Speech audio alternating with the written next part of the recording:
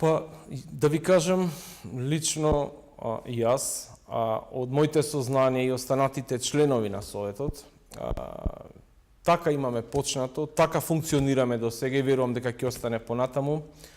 Притисоци можам да кажам никакви.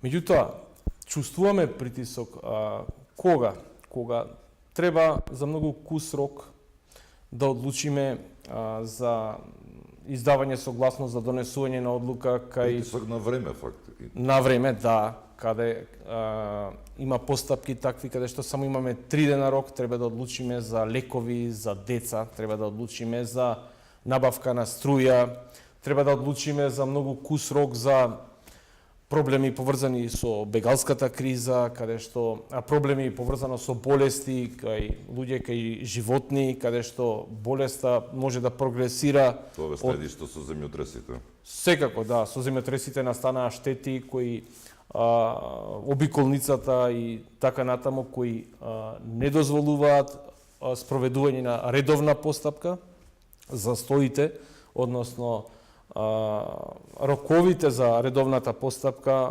може да допринесат за многу поголеми штети отколку да се превенира, односно да се реагира веднаш. Ние и во тој правен основ, кога се поднесува барање од крајна итност, верувајте, во решенијата наведуваме и ги посочуваме секогаш одредбите од законот да се обрне внимание, иако е скратена постапката, иако е нетранспарентна, да се имаат во предвид начелата на законот за јавни набавки, кои секако важат и кај овој вид нетранспарентни постапки. Значи, иако е кус рок, треба не со првиот, не со единствениот, не со оној што сметате дека постои, туку да направите се да обезбедите конкуренција, иако е кус рокот, да се обезбеди транспарентност, да се обезбеди конкуренција и овде да се внима, да се посвети внимание на начелото најдобра вредност за парите. Што друго можам да кажам, дека го чувствуваме како лична перцепција притисокот. Притисок имаме кога слушаме најразлични озборувања, кога дознаваме за неточни анализи, што би рекол квази анализи, кога се омаловажува потребата, постоењето, оправданоста од постоењето на Советот, целисходност од постоење на Советот.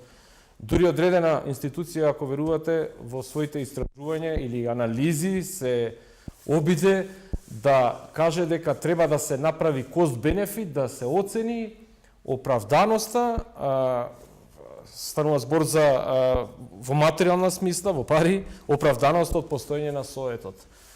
Па, како да станува збор за одредена производна компанија која се занимава со производство на лекови, на производи или некоја услужна дејност, каде што се гледа обртот или за колкав период ќе се види чарот од работењето, иако за нас кост-бенефит или целисходност не може да се претвори во пари, но сметаме дека заштитата, стоењето на браникот на јавниот интерес представува резултат на евентуална кост-бенефит анализа.